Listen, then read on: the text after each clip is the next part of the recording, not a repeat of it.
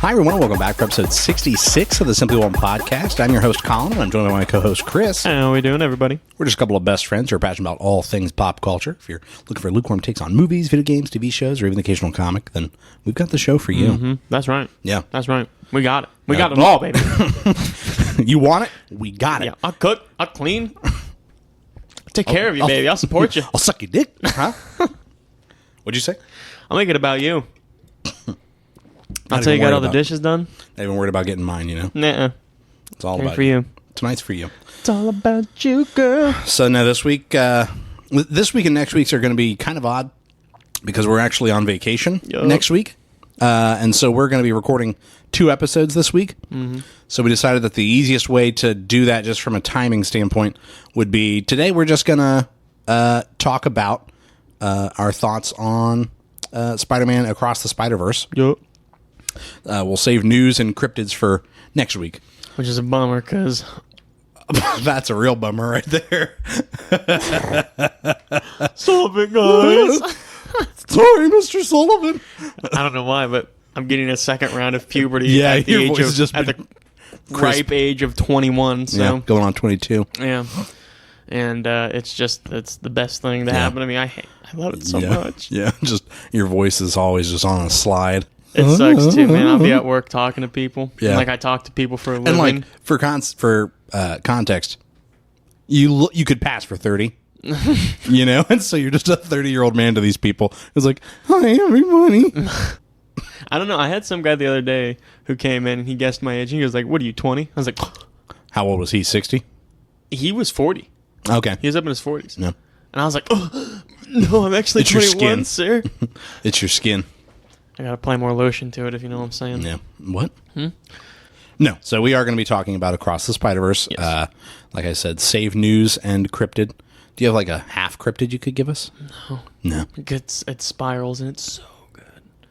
It's so good. You see the news about a high-level intelligence officer whistleblowing on a U.S. retrieval of non-man-made aircraft? No. Yeah. When was this? That's what, like today. That's why I texted you and asked if you were up on your UFO news. I thought you meant like, am I up on my cryptid? Like, No, do I have no, my stuff done since the recording tonight?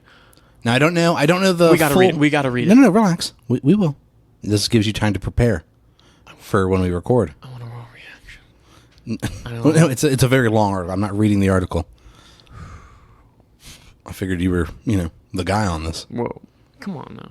So be prepared on Friday, when we record on... Yeah. We'll record on Friday, it'll air next Wednesday. Yeah. Anyways, sorry, we're getting into the thick. Danger zone. All right, now, how do you want to start this thing, baby? I guess... I mean, honestly, let me pull up the... I was going to say, Miles Morales is your favorite. Probably my favorite Spider-Man. Yeah. And the joy that I get of it is that I was actually introduced to him through Donald Glover. Mm-hmm. Because he petitioned really hard in like 2009, maybe a little later than that, to be Miles Morales in like a live action, Spider-Man movie. Yeah. And then it just never came about. Mm-hmm. In fact, there was talk, I think, that either the Andrew Garfield movies or what happened after Andrew Garfield was gonna be Miles Morales, and then it just never came about. And now at this point, he's too old to pull it off. You know what I mean? He's like what, in his 40s? He's got to be early 40s. Yeah. That is so bizarre to me. Yeah. Because he looks good, and like I just look at him, I assume he's like he maybe ages in his well. 30s. Let's see here. We were not as prepared as I'd like to be when it comes to, because we're just jumping into the movie. So sometimes I'll like pull up what I'm going to talk about the movie while we do like news. Yeah. And there's no neus. So let me pull up the. Well, I can give people news about. I'm gonna shit my pants. This just in. Trusted a fart, shouldn't I? Well, I'll start with that then. While you're looking at that. Well, I've got it right here. All right, well, never mind. Well, go ahead. What you got? No, what you got? Because I can. I was just gonna say the end of the movie. What was going on? Oh yeah. Well, because you don't have to get into particulars. No, but so we're sitting there and. I just got off work, and, typically I come home, first thing I do, shit, naturally, right? Like everyone does it. And so, but we went straight to the movies, And so I didn't get to have that. And so I'm sitting there munching on a little bit of popcorn, drinking a little bit of my drink. So you're a munch? Ice Spice's biggest munch. Come on, Icy Spicy. Dude, and I tore up those Planters trail mix, Yeah, bro. you were getting in it. Dude, I was getting real nasty on You're them. like a fucking 89-year-old just hitting the raisins in there. Yeah, I know. I was picking them out too and eating them just by Yeah, themselves. by I was themselves. all about it. Yeah. But yeah, I was tearing up those those Planters trail mix, man. But I had a shit real bad at the end. Yeah, you did. And You were there, like, I was sweating. I was like teetering a little bit. And I looked over at you and I just whispered, I was like, am I at a good point? Because I saw it twice, and so the second Yeah. time that I saw it was with you. Yeah.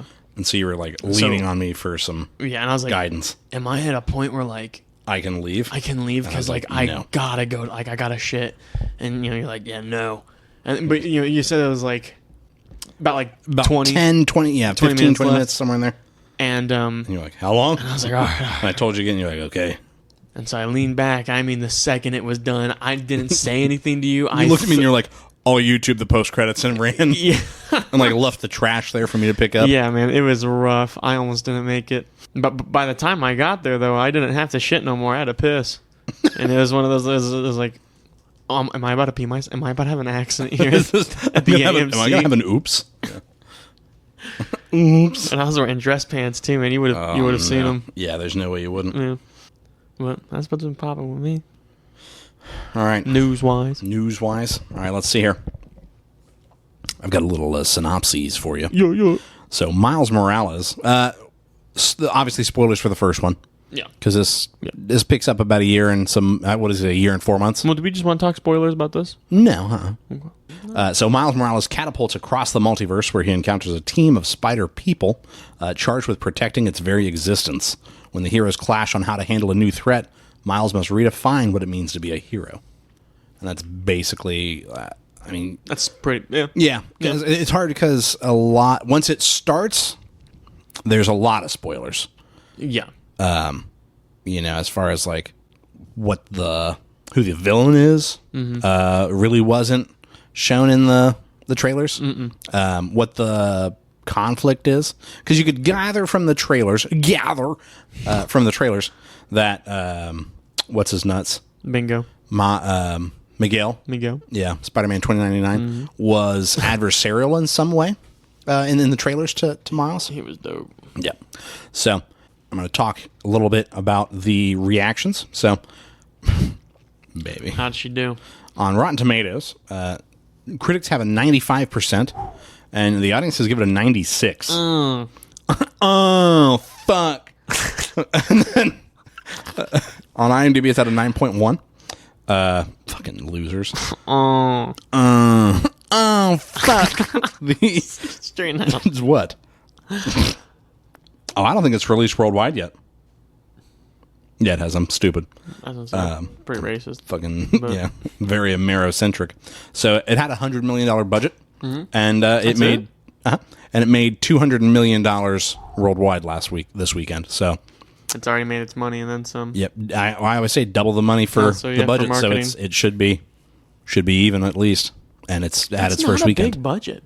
It is, but for an animated movie, especially, that's not bad because animation can be very expensive. Very, very expensive. And I was telling you, apparently, so one of the spider people in this is Spider-Punk, and he has a very unique art style. Yeah. I mean, they all do. They do a very good job of visually Giving them each their own. yeah, visually separating Like them. Miles having that more like American pop comic. Yeah, and it's got a bit of a frames per second thing of stuttering a little bit, and almost having like a 3D movie effect around him at times.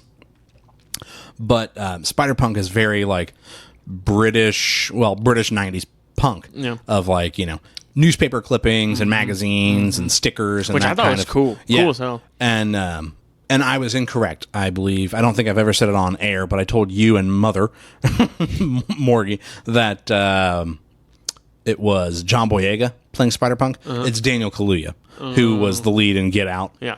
And I always forget he's British. but both he and John Boyega are like aggressively British.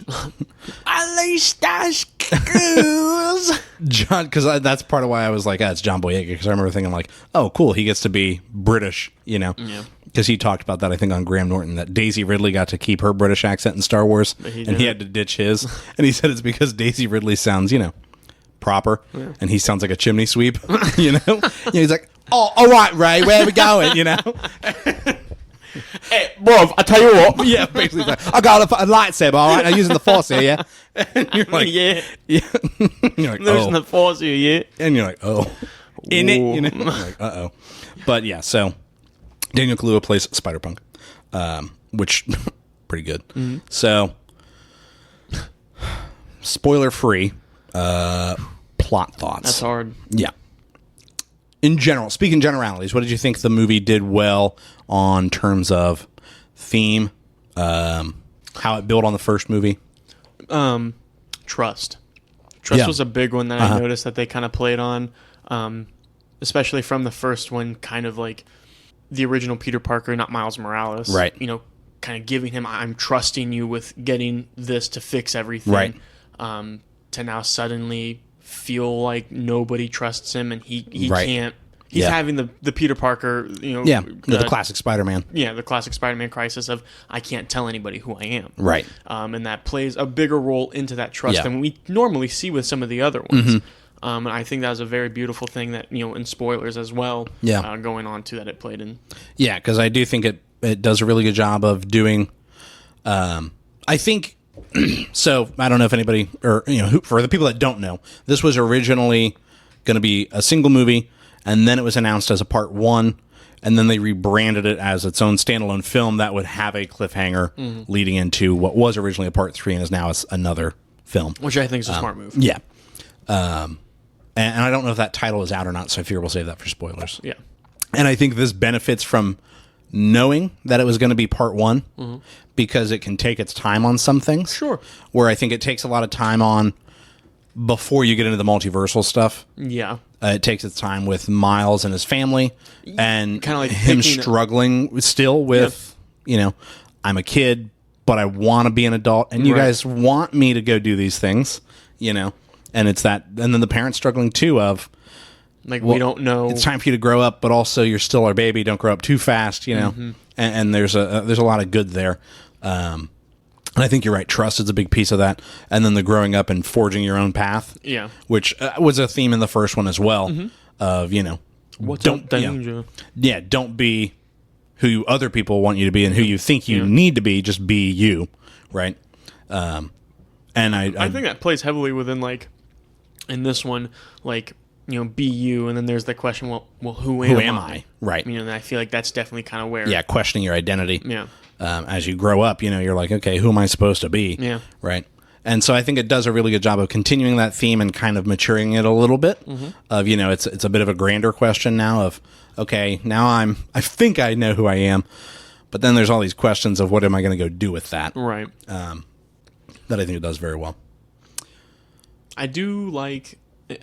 I think it played the appropriate amount of, like, struggling from your life. Yeah, the balance. And being Spider-Man. Yeah. Because I don't think they overplayed it. And I feel like sometimes, you know, like in the original Spider-Man especially, maybe like in Spider-Man Homecoming, it just kind of played a lot.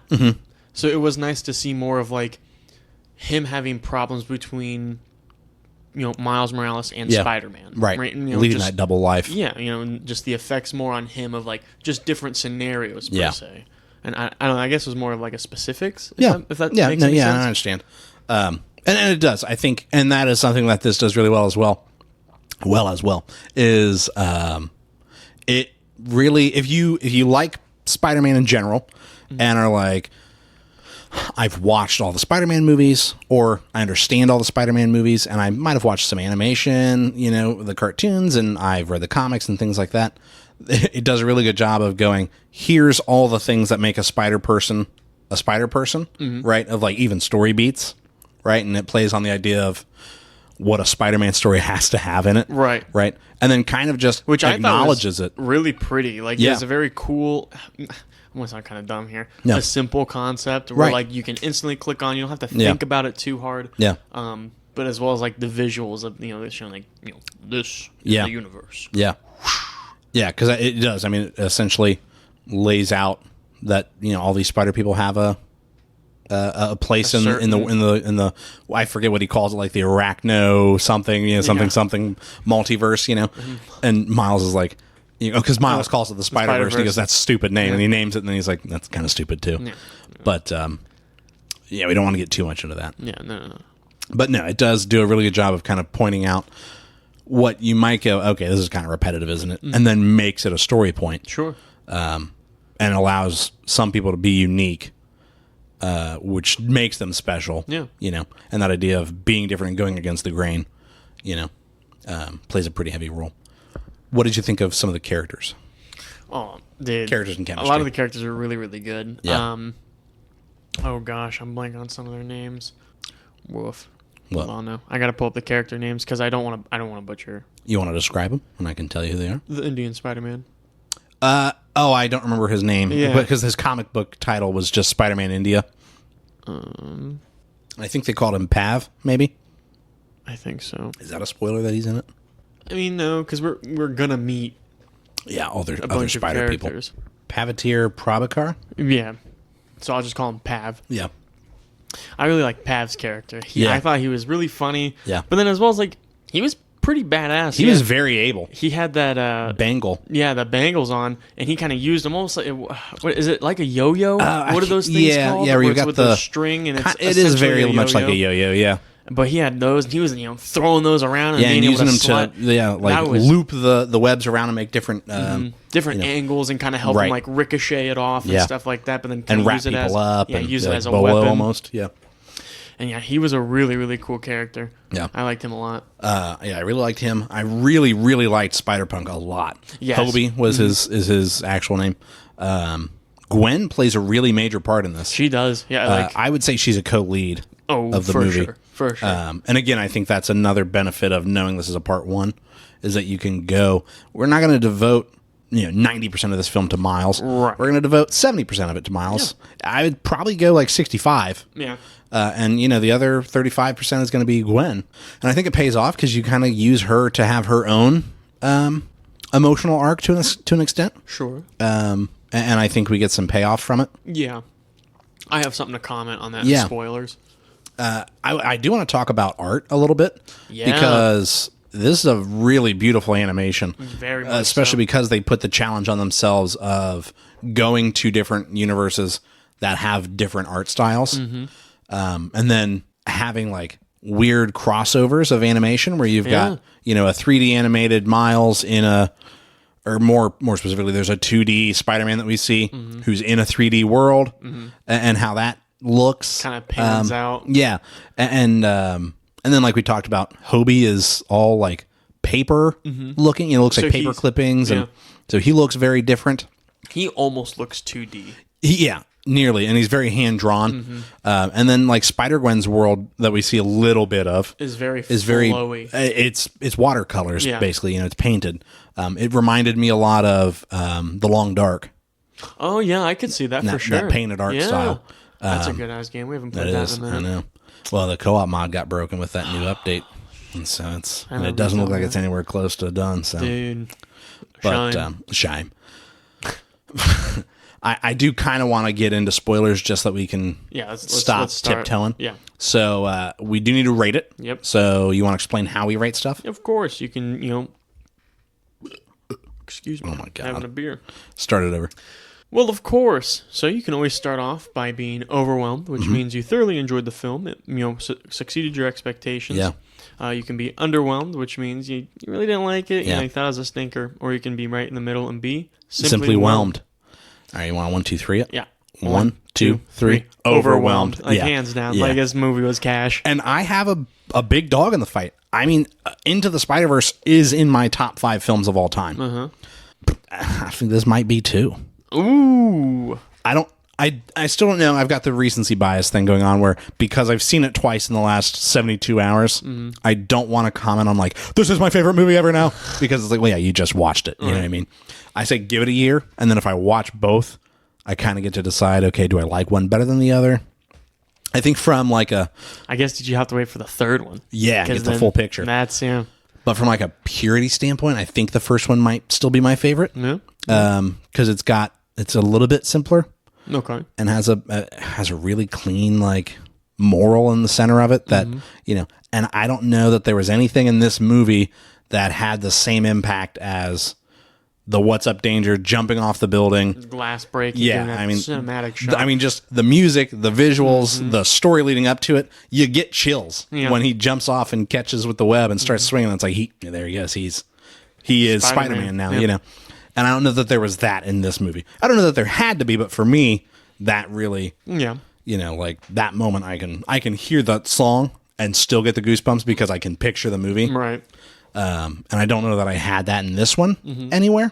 Not that that's a negative from it. I feel like the next one kind of has to have some. He's going to have that punch. Yeah, and I think it'll have some very emotional because it's going to be payoffs from this movie. Correct. That's why I do think Gwen's story plays it's the emotional up down arc in this film because Miles still has his own that will pay off in the third film. Yeah, let's dive into it. Yeah. Do we just try and start chronological? Yeah. So it cold opens, which I really liked. Yeah. It cold opens with Gwen. That's something I did want to talk about in pre-spoilers. The sound mixing was kind of off at times. Ooh. Where like in that intro, Gwen's playing the drums and is kind of giving you a little bit of a recap of sorts. Very vague. I mean, she's not like giving you the rundown of what happened, but she's like, here's Miles Morales and he's Spider-Man and he's not the only one. And it's that trope of her saying, and he's not the only one. And at times it means different things where she's like, and he's all alone and he's not the only one, which I really did like that wordplay of him being alone, but not being the only one that's alone. But she's playing the drums, and at times the drums overpower her dialogue. Oh, I agree there. Where you're like, what is she saying? And even when I saw it the second time, I still couldn't tell you entirely what she said. Do you think they did that on purpose? I don't know. To kind of like drown it out? Because I've seen, I saw online that was a complaint that people had, and some people were like, no, it was fine in my theater. And no, not in my. And I'm wondering if it was a sound mixing thing that, they didn't sound mix it well enough to fit all theaters. Yeah. You know what I mean? Because there was times where I felt like our theater almost had a hollow sound to it, and I don't know what that was about. But so I don't know which side of the thing that problem lies with. Was that the theaters or was that the sound mixing? Yeah. All I know is that it's never been a problem really for me at the movies. So I think it lies with the sound mixing. But and then there was times where Hobie was hard to, and not for his British accent. It didn't help, but I think that for his British accent to be as thick as it was, they did need to make the words as clear as possible through just the audibility of it, and I don't know that it always was. Like I didn't catch his quip about it's a metaphor for democracy or for capitalism the first time around. I caught it the second time. That's why I leaned over to laugh at you with it, or laugh with you at it. But so yeah, it starts with Gwen. Just kind of being all down in the dumps because she misses Miles, and in her world, Peter died, and he was her best friend. She's lonely. She's all alone, and her dad thinks that she killed him because her dad is, Captain Stacy, and he's hunting Spider-Woman, and so she's kind of pretty alone. She can't talk to her dad. Yeah, can't talk to her dad about the problems because he's one of them, and he doesn't know she's Spider-Woman. But you want to give us a little bit of what's going on with Gwanda? Isn't that what? Gwanda is what they Miles was calling her. But yeah, and then so eventually she goes and fights Vulture. Yeah, but he's not her Vulture. It's a different Vulture. It's from like the 18. It's from like the 1600s. The 1600s. It's Leonardo da Vinci style art. Yeah. And which really I thought was really fucking dope. Yeah. And so she's fighting him, and then here comes Spider-Man 2099. Spider-Man Miguel 2099. O'Hara. Badass. And fucking Jessica Drew. Yeah. Sorry. Easy. But in this one, she was very pregnant. But she is still super badass. Yeah. Riding her motorbike. And it looked like her webs come out of her fingertips. Yeah, which I saw, which I was like, ooh. Yeah. And then with Miguel's, his are red. Like they glow red. Yeah. Which I thought that was pretty dope. And they can take sharp angles, they're technological. Yeah. And And then from there, they're all fighting, and Spider-Woman's kind of like, she's explaining what's going on, like that he's from a different dimension and shit's opening up again. And then she's like, well, let me help. And Miguel's like, I got this. Hard best. Yeah. And then eventually her dad gets there because he's the captain, and she's starting to go south, and they're trying to save people, get him out, and still trying to take out the Vulture. And then like they all end up taking her down. Yeah. And taking him down. Taking Vulture down. Vulture down, yep. And Gwen Stacy is kind of, over by catching the Vulture. Her breath. Yeah, and Miguel and Spider-Woman are elsewhere at the moment. Yeah. And her dad rolls up on her. Dad rolls up and points the gun at her. That was kind of a weird moment where, like, I think he was prepared to shoot Spider-Woman. Yeah. Entirely. Because he says, put your hands up, whatever, get down on the ground. She's like, which is it? Put your hands up or get down on the ground. And he says, the suspect is armed. And she tried to use her webs and couldn't. Yeah, they didn't work. And so he was setting the stage to shoot her and kill her. And she kind of, in the last ditch effort, shows her face, like, all right, Hail Mary pass, fine, Dad, it's me. And he still is like, he's really beat up about it, but he's like, put your hands behind your head, you have the right to remain silent. She's like, are you fucking kidding me? Yeah, she did. She's like, are you kidding me? And I'd be pissed. Yeah. And fucking Miguel and Jessica Drew are taking the Vulture with them. And they throw this device that was pretty cool. It's like a cage, but you could kind of push on it. But it was it's like also, a hex shield thing. Yeah, it's kind of like formed to you, but you could push it out a little bit. And they entrap her father in it. And they're leaving, going through a little multi-dimensional portal. With their cool watches. Portal. Yep, with their watches. I'm surprised Ben 10 didn't try to sue, but that's just me. And fucking Gwen is sitting there. She kind of like mumbles to herself and is like, I don't know how to fix this. Because like literally her world's falling apart there. And Jessica's very touched. Yeah, empathetic. And is like trying to appeal to Miguel like, come on, we got it. Yeah. Thoroughbone. And Miguel's kind of like, I think he says something to the effect of like, join the club. Yeah. And throws her a watch, and she comes with him. And then, and then it kicks into the, and it does the across the Spiderverse, and fucking we get to see Miles doing his thing. Yep. For a year and 4 months, I've been the one and only Spider-Man, and he fucking, his parents are at his school, his technical school. Yeah. Meeting with like maybe a college advisor, it sounds like, and she's basically like, all right, so where's this kid at? And they're like, oh, he's on his way. He's on his way. He's on his way. And fucking his dad. Where you at? What's his dad's name? He's Dave. Is he Jeff? Yeah, he's Jeff Davis. And which always struck me funny that they gave Miles his mom's name. He couldn't be Miles Davis. Because Miles Davis is a famous black singer. Yeah. It's like, we can't do that. So they made him Miles Morales, and he is not there because he is Spider-Manning. Yeah, Spider-Manning. He is. He's out there Spider-Manning, as one does. And they're sitting there like, and where you at? Him. He's texting them, and fucking we get introduced into the character, the Spot. Yeah, who at first just seems like is a loser, goober. He's a goober. Yeah, hard goober. He's like, he comes in and he's wearing a hat and a trench coat, and he's like. To a bodega, and he's like, sir, where's your ATM? And he's like, it's back in the corner, and he's like, all righty, and he goes, sing back. Good day, like, sir. Yeah, good sir. And he goes back and he's like, ooh, all right. I gotta fucking steal this. And he puts a Spot on the ATM and is going to reach through it, because Spot's powers is that he has these dimensional holes all over his body, basically. Yeah, he does. And he can place them and throw them and, basically move through them. Yeah. And his goal is to just reach into this hole and pull the money out of the ATM. Yeah. And it's not going his way. He can't figure out his powers quite yet. And he, hilarity ensues, right? ATM's falling through the floor out into the street, tripping people on the sidewalk. And the fucking storekeeper is trying to beat his ass with a ball bat. Yeah. And he's like, please, I'm not even trying to rob you. I'm trying to rob the bank. They're the bad guys, And Spider-Man's just kind of heating up an empanada, Yeah, while he's sitting there waiting for him. Watching this him. Guy's clowning. Yeah, he's like, all right, this will be easy, which does play a big role. that Spider-Man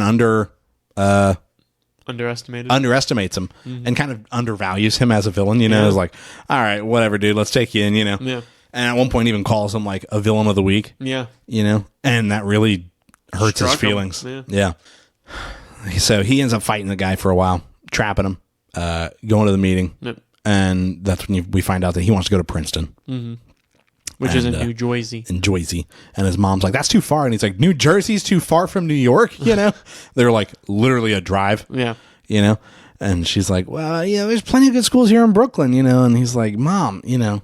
And basically his whole point is there's things I want to learn and there's people out there that can teach me the things I want to know. But they're not all in Brooklyn. Like, I got to leave, you know? And that's where that conflict starts, right? Of like, but I don't want you to leave us, you know? Right. And so he and Dad both have to split because the Spot breaks loose. And he's like, oh, I got to go, you know? And he gets up and leaves. And then the fucking, you know, Jeff's radio goes, all units, you know, he's like, oh, that's me. And she's sitting there with the advisor who's like, tough. Yeah. You know? Yeah. Hate to see it, you know? And so he fucking goes out there and Mr., you know, well, he's not, is he Sergeant? Lieutenant Davis, yeah, and he's gonna be captain. So Lieutenant Davis and Spider-Man are fighting the Spot. There's some. They're like, it looks like they've been working together. Like it's not. Yeah, they kind of. They've been helping each other out. Yeah, because does he call him Davis or Jeff? I think he calls him Davis. Yeah, Spider-Man does, and so it's kind of like a partnership thing. And Miles even makes a comment at one point that Dad's been working with Spider-Man, you know, and there's a few times where I'm like, are they going to put Jeff in like real harm here? You know? And because I was like, maybe the conflict of this movie is that Jeff dies and then he's having to try and fix it. Right. Which I wasn't too far off. I was just wrong in the order. So he basically finds out from the Spot that like it's that creation, it's the arch nemesis thing of, fucking when in the first movie the reactor thing went off, it brought the Spider from Dimension 42, from Earth 42. And you were never supposed to be bit. Yeah, you weren't supposed to be bit by it, And so now he's been bit, turns him into Spider-Man, and then when Miles, when he and Peter B. Parker are getting the stuff from Doc Ock's office, and they're fleeing the labs, and he throws a bagel at somebody, that's the Spot that gets hit in the face with a bagel. Which I love. What a good callback. That's the guy. And then later on in the film, when they blow up the reactor, the Spot was in that room, and that's why he got turned into what he is, right? And so it's that, you created me, I created you. We, we're stuck together, And Miles still devalues him. What a chump. Yeah, what a fucking loser. Like, they make him such a joke that as he's, like, powering up, anime style, and is charging he and Lieutenant Davis. Or, like, giggling at him. They're, like, watching him charge him, and he literally, like, accidentally forms a portal and kicks himself in the ass. And falls through his own portal, and then all the portals disappear, and he's, like, stuck inside himself. And he kicked his own butt. But, yeah. I do like that Miles puts on, like, a deeper voice when he's working with Dad. Yeah. She's like, I guess he kicked his own butt, And I was like, or Davis is like, all right, Yeah. But I want to talk about the part when they were having like that real talk for a minute of like Spider-Man talking to Davis, yeah, to Davis about what to do about his son. Yeah, and they're sitting there talking. He goes, I want him to grow up, but some of the decisions he makes are so stupid. Yeah. I don't want to see him fail. I want to try to set him up for the successful path as much as I can. Yeah. And then Spider-Man kind of leans back and he goes, maybe get off his ass. Yeah. And he goes, what'd you say? Like, huh? That part killed me. Yeah. Get off his ass, and then, huh? What? No, what'd you say? Yeah. And and that is actually a good moment though, where like he's like, it feels like we're trying to raise a whole new kid again. Like he's just, I don't know him anymore, And I do like the setup of Miles kind of getting to see his own father's inner thoughts, from seemingly a third person perspective, and I think that would add to some of the stuff that we get towards the end of the film, where we do learn that Davis is gonna die. Like that's the setup. But so the multiverse becomes threatened because the fucking Spot finds out that his little holes can take him to other worlds. Other worlds, yeah. And he goes to fucking Lego Spider-Man, Which was killed so me. fucking funny. And another fun revelation in this movie is that apparently J.K. Simmons is J. Jonah Jameson in every Spider world. If there's a Spider-Man and there's a J. Jonah Jameson, it's J.K. Simmons. Yeah. Because in Spider, he's just in so good Lego, like that. he is J. Jonah Jameson. Yeah, he is. He is JJ. And in Spider or Lego Spider-Man, he's Parker, get in here. That was good. Yeah. That was a good impression. And and he's like, okay, boss, and he goes sauntering into the bathroom real quick, and he's just whoosh, his clothes are gone, goes into the stall, and I like when he pulls up his watch and he just goes, it's literally Peter Parker's voice going beep boop to push the buttons. Yeah. Beep boop boop. And it's like, Miguel, or does he call him Spider-Man 2099? And he calls him Miguel. Miguel, we've got an anomaly, and he's like, "Thank you, Peter. You're one of our best." And he's like, "I'll talk to you later." He's like, "Beep boop, boop," turns it off. Just the fact that Lego Spider-Man, you're one of our best. You're one of our best. He's a Lego. Damn right he is. Yeah, and I like that he is small because when the Spot puts his head through the portal, he's gigantic. So it is a Lego set, just bursting through a wall. Yeah, he's not like us size. No, because even in later, well, I'll say it, even when they walk past and you see Donald Glover, yeah, he is tall and he has to sit down in his cage. And he's big compared to the Spider people. Yeah, which is a weird wrinkle of what does that mean? I don't know, right? Or doesn't mean anything. Are they aware that they're in animation? Right. Like, is he aware that he's in an animated world? I mean, he'd have to be, right? I mean, yeah. How do you look at people like that and just go like, how they're not? Yeah, they're not. You're a cartoon, normal, right? Yeah. So Donald Glover, Prowler, is in this movie as a quick little side cameo. Which, if they're going with what was been set up, that's the MCU's Prowler. Yeah. Because he's in Homecoming and he says he's got a nephew around Aaron here. Davis. Yeah. And and he's got a nephew in this neighborhood. Oh my god! So I would kill to see that. Yeah. You think he'd shave his head? I don't think he has to. Well, no, but or do you think they'll just take a spin to the character? I'm saying the Prowler doesn't have to be bald. Well, sure, but you just want to see a little bit more bald representation on screen, don't you? It's hard. I don't want to. You're not even bald yet. Yet. That's the part that gets me is yet. It's just how many dots is behind that yet, How many grains of sand are in the top half of that hourglass, Yeah. So, they fucking, the Spot's like, oh, shit, I got to juice up. Yeah. Juice up real good. Yeah. Try and fast forward a little bit. Yep. Fucking Peter fumbles the bag real bad. Or Peter. Hard. Miles fumbles the bag real bad. Because he's supposed to be at Dad's party for becoming captain. Oh, yeah. That was a really tough, how you shit. Yeah. It was like a kind of like, oh, it's really sad. Because literally, like, Mom's trying to stall because she knows Miles isn't there. Yeah. And her fucking, like, sister or aunt or whatever is like, speech, and, like, stuffing a mic in her face. And she's basically like, get out of here, bitch. And she's like, no, speech. And she's like, fine, So she's talking about everything under the sun. She's like, all right, what else? He was like a 10-pound baby, almost killed his mom. Look at the shoulders on that man, And he's like, all right, that's enough. Look at the shoulders on that man. Yanks the mic away from her, and Miles isn't there because he's trying his best to get the cakes and get there, but he keeps having to stop to be Spider-Man.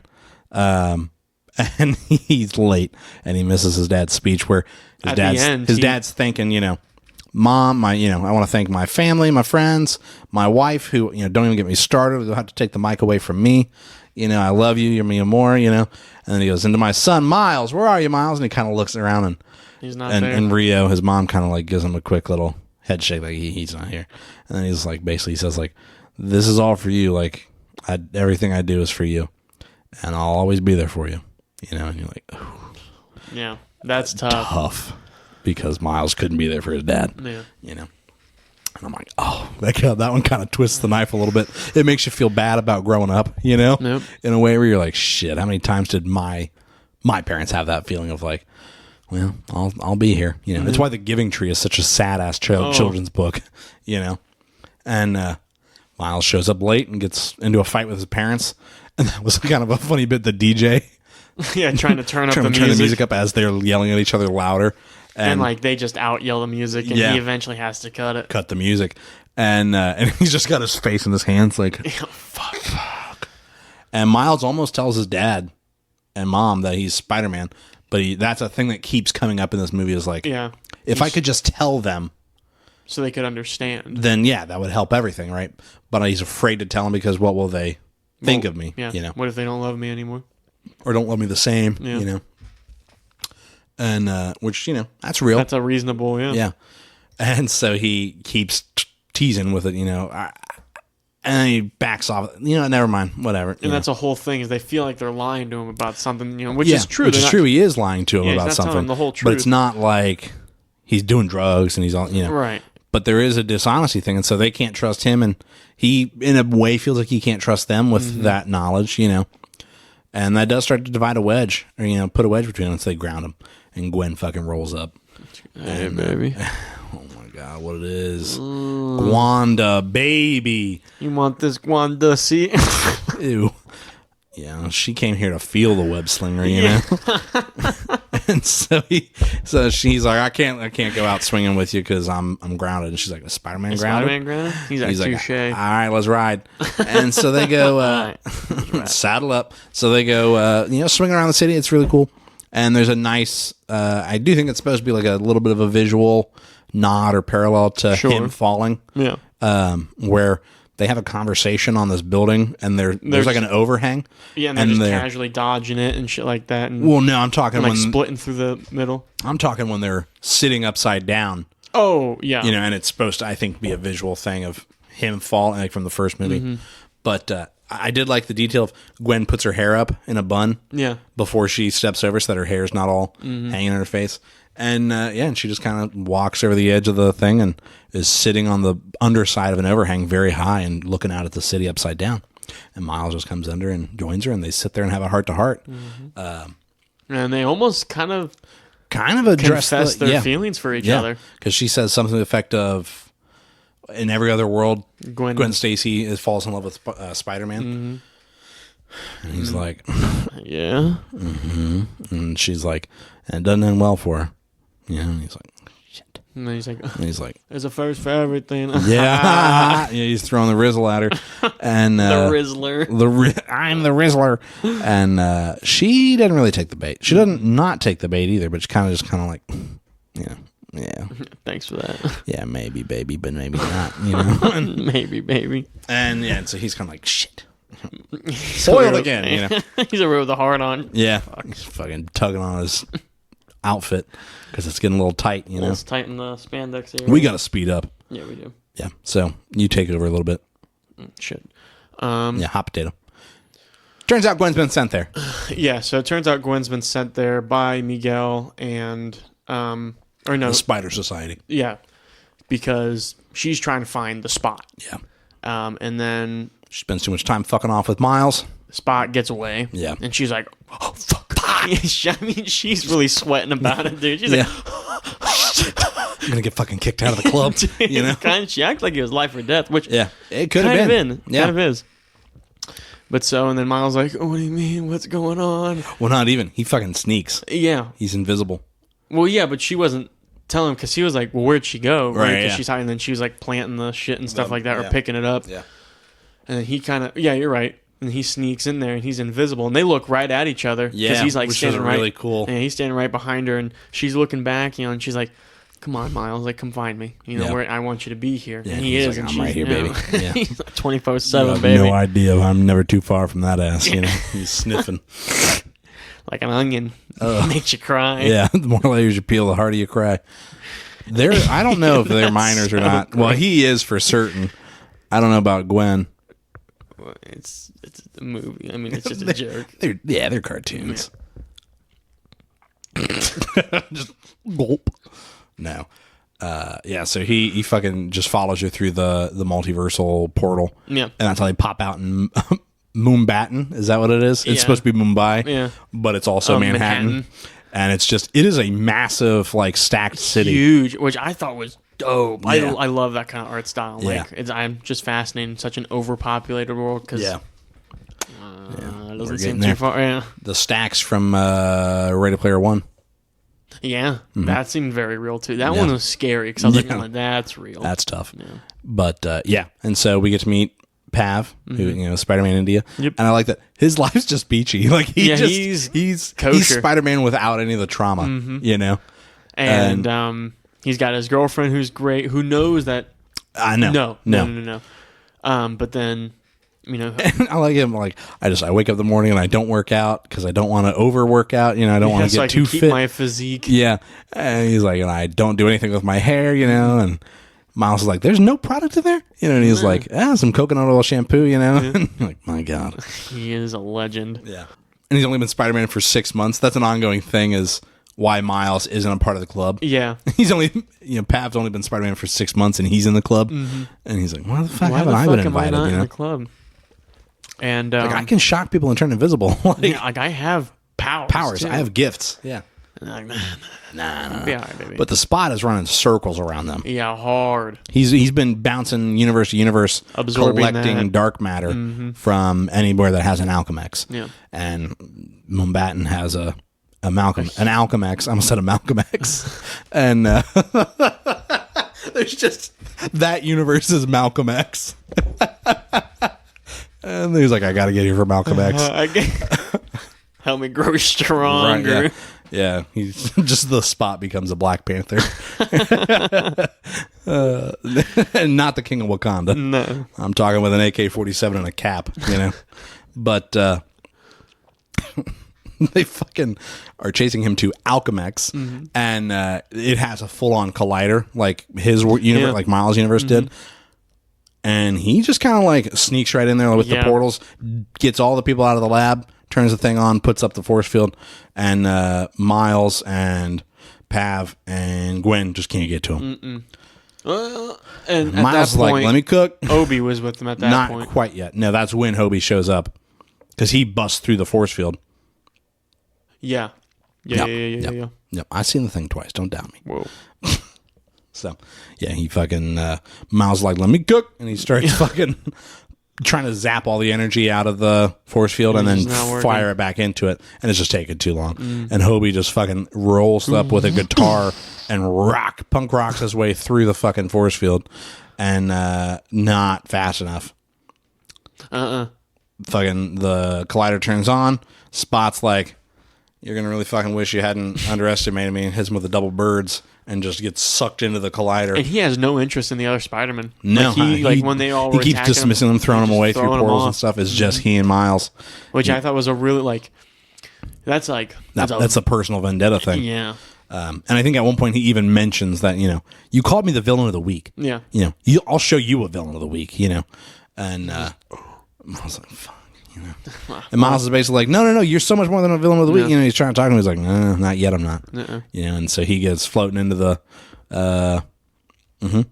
collider, and he gets spooky. Yeah, because he's all white. He looks like Slender Man with dark spots all over his body. Yes, minus the suit. He's nude, but he's got a Ken doll crotch, so it's cool for kids. Bingo. And he fucking comes back out of there fully just colored black with like a white spot on his face. Is that right? Yeah. For like where to signify where his face is. But the thing is like the drawing when he is moves very is erratic and staticky looking. Yeah. And there's a movie that I love, and it's called Tekken. Okay.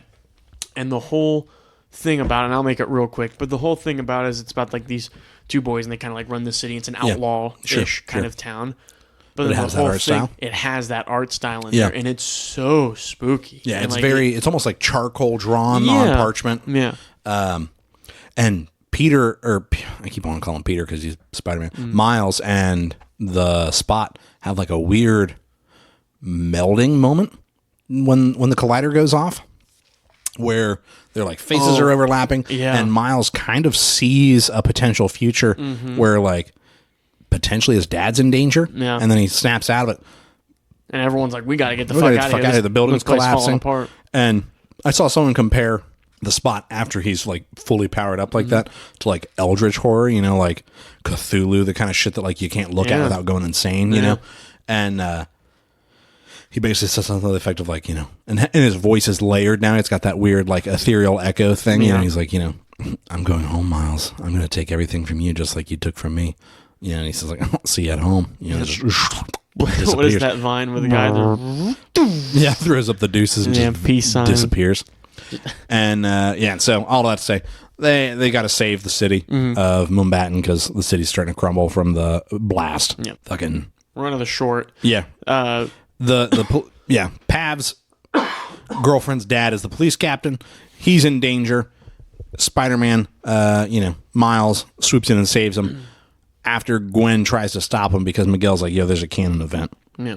Because Miles saved him, a hole in the city just starts opening up. Mm-hmm. And basically, we find out through explanation once we get to the Spider Society that there are canon events Things that have to happen to a Spider-Man, which is why they lose their Uncle Ben, or there's a police captain that's close to them that dies and they can't save him. Mm-hmm. And it shows fucking Andrew Garfield Spider-Man holding Gwen Stacy's dad, Captain Stacy's passing. And then, when they're talking about Uncle Ben, we see Tobey Maguire's Uncle Ben.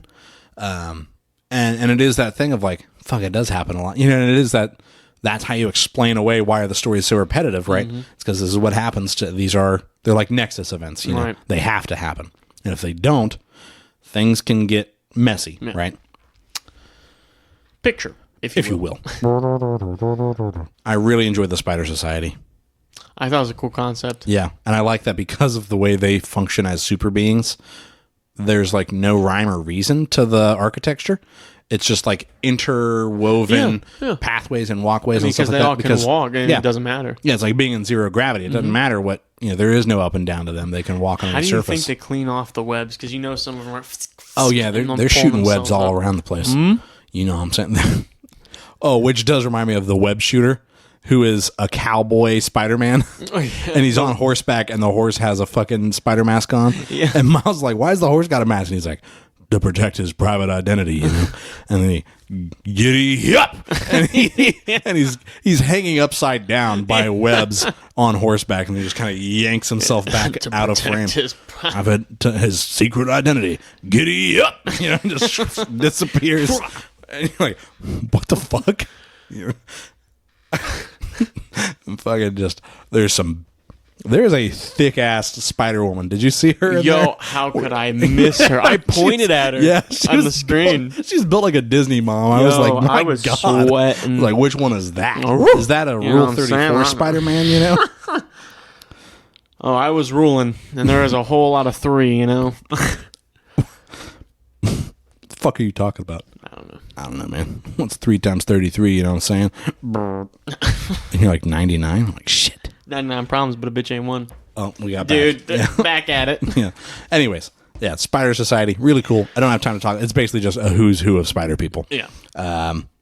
We get to see Peter B. Parker, and he's a papa now. Yeah. He's got a little Mayday. Yeah. And he's got a web shooter made for her, and she is going all over the place. Mm-hmm. And I do like Spider-Punk has a few good lines in this section when she's crawling over the place, and he's like, "Kid's an anarchist." Kid's an anarchist. And she's Peter B's like, "Oh, Mayday pooped. Y'all smell that? And yep, she's a Parker. That's what happens when a Parker eats avocado, and he hands her off to Hobie, Spider-Punk, and he's like, "I love it, kid. Take a crap on the establishment." And Miguel is not happy with Miles. No. Because it turns out Miles is the first anomaly because his spider that bit him wasn't from his dimension. But we don't know that yet. Well, yeah, we do. But we don't know that's... I'm trying to speed us up. Basically, Miles figures out that his spider was not from his dimension. He's the first anomaly. His dad is about to be made captain, and that is one of the canon events is that a captain close to you has to die. And so he's like, I don't really like that. Mm-mm. And all of the spider people kind of surround him, and it's very much, he's like, what is this, an intervention, And they're all kind of like staring him down. Yeah, like, you're not moving, pal. And Hobie did give Spider-Man a tip back in Mumbattan that if he puts his palms flat against the thing he's trying to overwhelm, it works better, not just the fingertips. And they try and trap Which Miles. Makes me think, do you think Obi has that same power? Some of those abilities, potentially. Or he's seen enough spider people that he knows that. Sure. And he's a klepto, Spider-Punk is. He's like yanking stuff all off. Stealing. Which we find out why.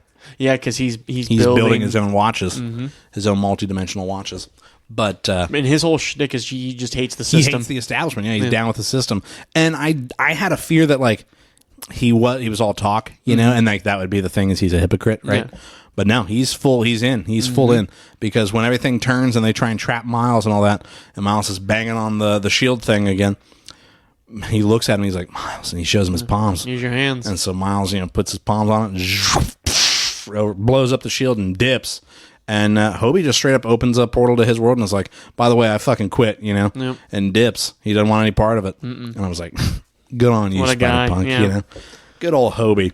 And basically, there's been a lot of betrayals of trust, where Peter B and Gwen both knew all of this and didn't tell and Miles. just didn't. That's why they just never came to see him. And that really hurts him. And he does outsmart all the Spider Peoples. Oh, yeah.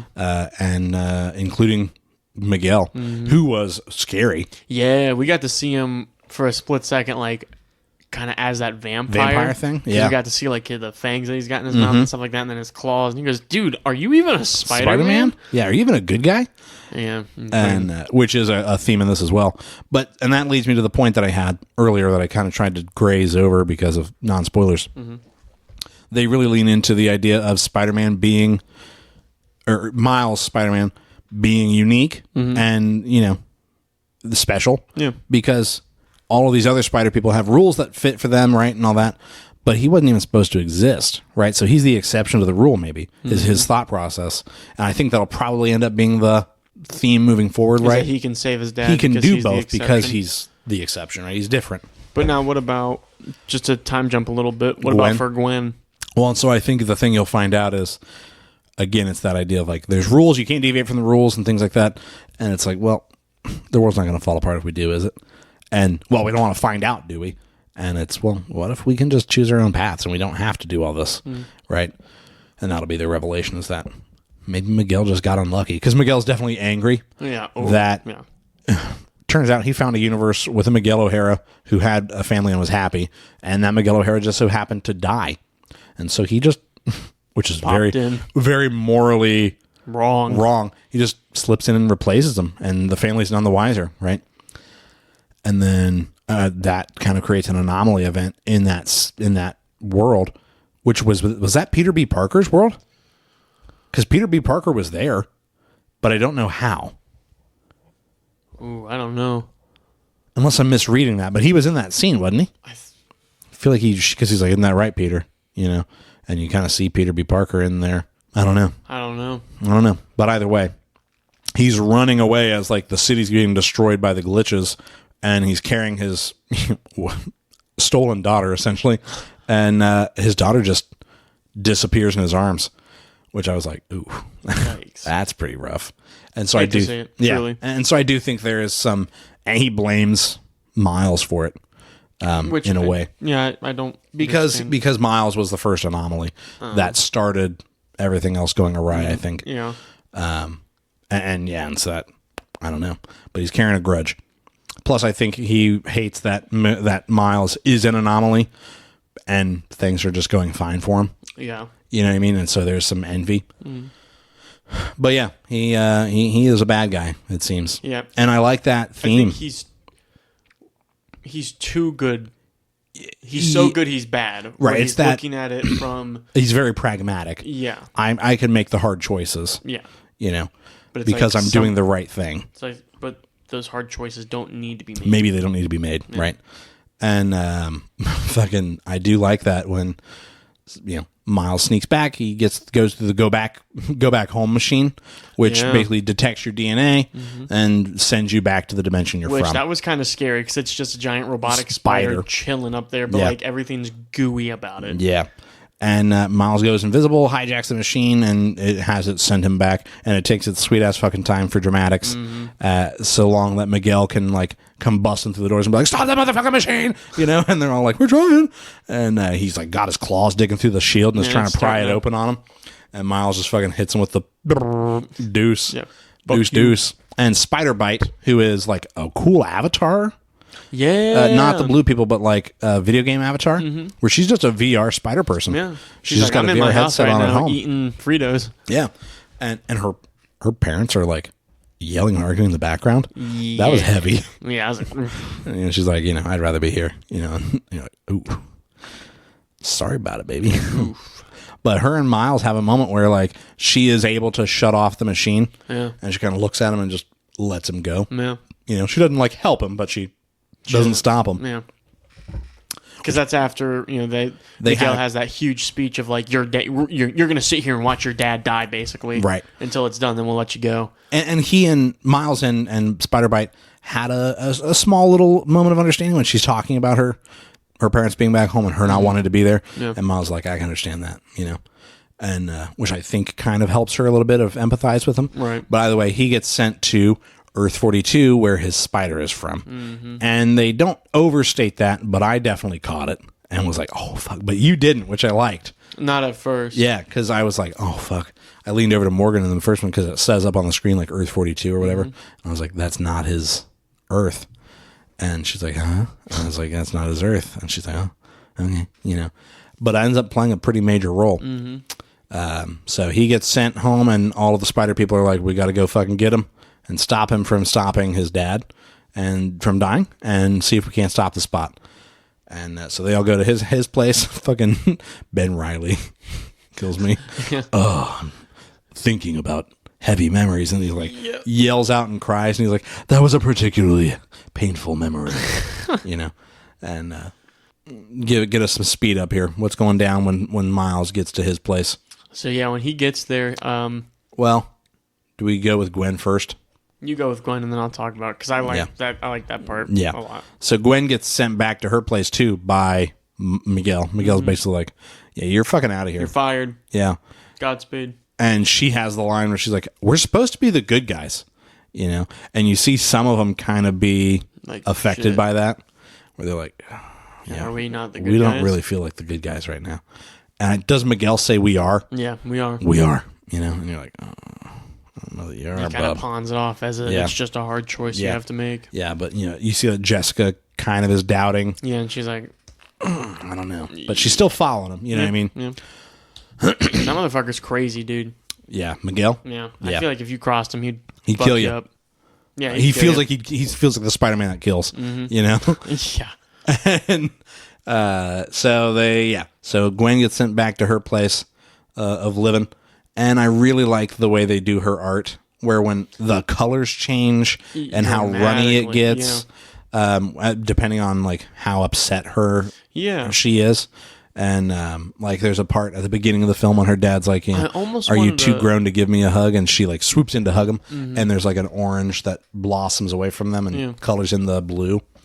I'm almost thinking like, do you think when she gets upset and like it starts to get fuzzy, like the colors start to fade into each other, do you think that's like something to do with like the Spidey sense? I don't know. You know, like because she can't hone in because I think it may just be a visual representation of, you know what I mean? I don't know that it's really happening in the world, that like they see it happening. No, right? I'm just saying, but for her, right? Like, you know, I don't know. It's the Spidey sense. She can't hone in. She's fucking her up because her head's everywhere.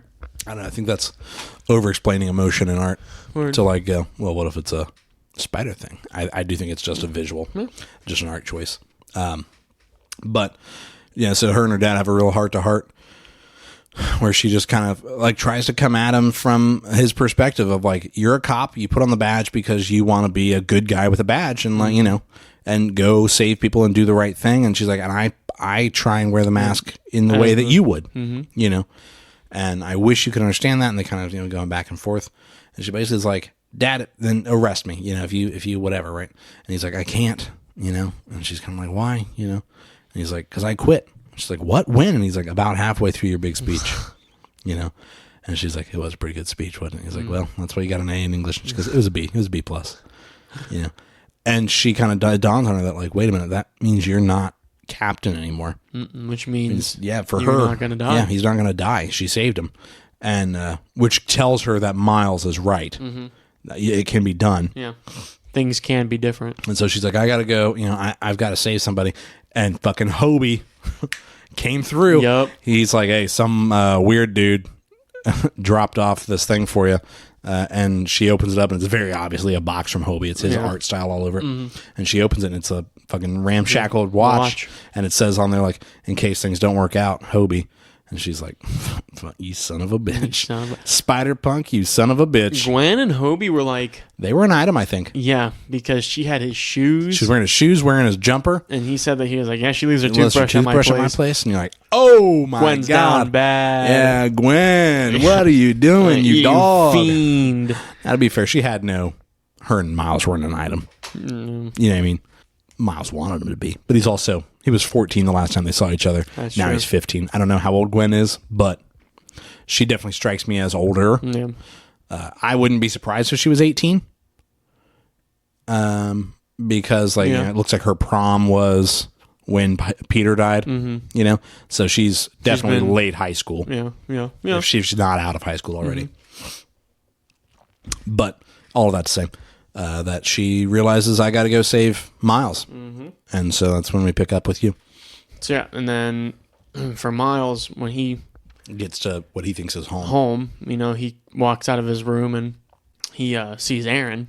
Well, no, he has a confession to his mom. He's talking to his mom, saying that he's Spider-Man. Yeah. And she goes like, who's the fuck is Spider-Man? Yeah, like, who's Spider-Man? And he's like, what are you talking about? What do you mean? Yeah, how do you fucking not know Spider-Man? Yeah, I know you know Spider-Man, And she's like, is this like one of your comics gone? Yeah. And he's like, no. And she goes, all right, well, and she's like picking up his laundry and like kind of like, all right, and like walks out. And he goes to walk out, and that's when he sees Aaron. Well, and he glitches first. Oh, yeah. And that's when it dawns on him. Yeah, he's not at the right house. Yeah. He's not in the right world. House. Right world. Shit, I'm at my neighbor's place. Fuck. Can you imagine if you just didn't go home, you just start glitching out and you disappear? I don't like that. Not one bit. But he walks out, and then he sees Aaron walk in. Yeah. And he's obviously dead in his world. And they go in, they give each other a hug to see each other. And and they both comment on his hair. Yeah, being different. Oh, did you take your braids out? Yeah, and he's like, yeah, just did. Yeah. Just wearing it out. Yeah. And he's like, all right. And throws them, and then he gives his mom like a thick stack of money cash. And saying like, I'll have the rest in 2 weeks. Yeah. Which I think signified he's helping her. He's helping her out. Yeah. And we find out why. Yeah, because she's like, oh, there's Miles, I'm working it overnight. Here's a grocery list of things I need to grab. And he's like, we'll get it, and takes it from her. Aaron does. He's like, all right, we got to go, Yep. And you definitely get the vibe that they're doing crime together. Mm-hmm. Sounds like they've been casing a joint or something. Yep. And, they get up on the roof and fucking, there's a big old mural on the, mural on the wall of his dad. His dad's already gone. Yep. And it's like, and the fucking Manhattan is like, woof. Just in shambles. It's anarchy. Yeah. And it's because there's no Spider-Man in this world. Made me think of. I like that. That's what happens with no Spider-Man. It feels like it, man. But I feel like it looks like the world with Biff. Yeah, I'm sure that was intentional. Yeah, because it did definitely have that barrels on fire and stuff like that. Yeah. Jesus.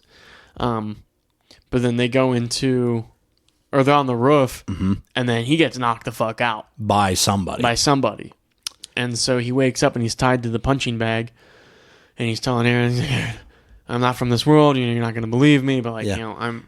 You don't have to be the Prowler. Yeah, I'm Spider-Man. I'm the good guy. And I know you don't want to be this. I got to get home. Fucking, he punches the shit out of that punching bag. I thought he punched Miles that hard. I thought he punched a hole through it. Yeah. But then he basically confesses. He's like, I'm not the Prowler. And he spins Miles around, and the Prowler comes walking up to him. And says something effective like, you said your dad's alive? And he's like, yeah. And he's like, And he says something to the effect of like, who are you or whatever?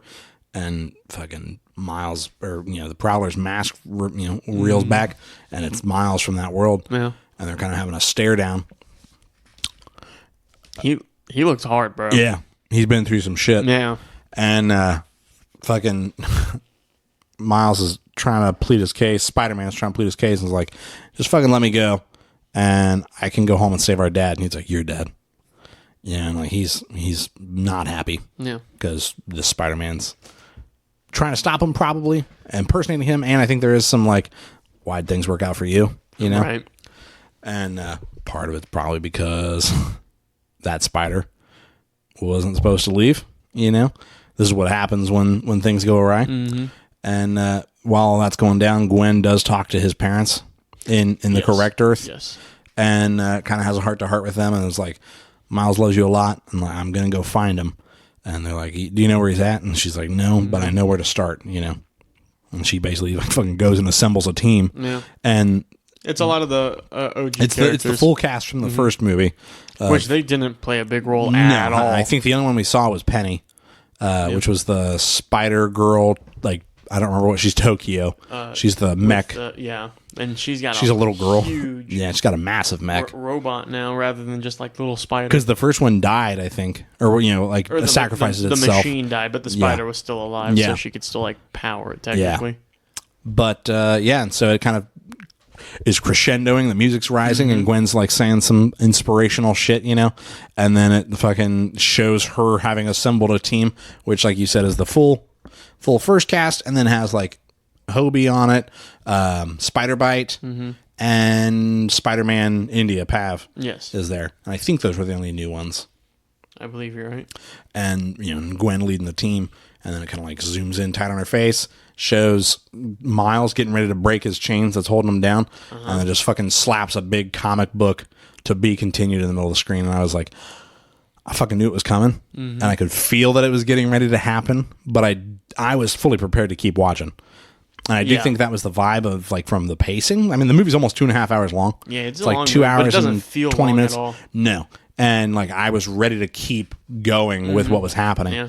I'd have sat through another hour at least. Oh, hands down. You know, but alas, we're gonna have to wait.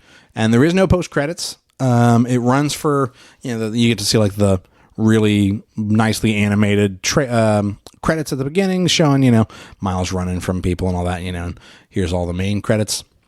And then when the main credits end, you get a big graffitied Miles Morales will return in, and then it does a big splash screen of the title for the third and final one, probably, which is Spider-Man Beyond the Spiderverse. And it just says, I don't even think it said coming soon, it was just the title, but I'm pretty sure it is currently slated to release in March of 2024, which isn't the farthest away, I've waited farther for that. Yeah. And I'm like, oh my God, please don't get delayed. Please, God. Well, with the writer's strike. It's already done. I mean, That's true. You know what I mean? They'd better be done writing it if it's they're releasing an animated movie, which I told you. Did I mention it already? That it took 3 years to animate Hobie? Yes. Yeah. Which is fucking bananas to me. But he's a good character too. So worth they're it. probably like, yeah, fucking better be. Yeah, and his art style is so unique that I think it's worth it. Fucking anarchist. Yeah, kid's an anarchist. But I did like they really kind of leaned some more into the comic book references in a way of like, like I pointed out to you in the very beginning when the credits are or the producers and all that are done showing, and the movie's getting ready to say like, it's rising from black, and it gets real quiet right before the movie starts, and it said cough in the corner. Just for a split second, and I was like, they're subtitling somebody coughing in the quiet. And so the odds are, statistically, it's going to hit one time that somebody's going to, in the quiet, and it'll say cough, and then everybody will be like, my God. What the fuck? What the fuck?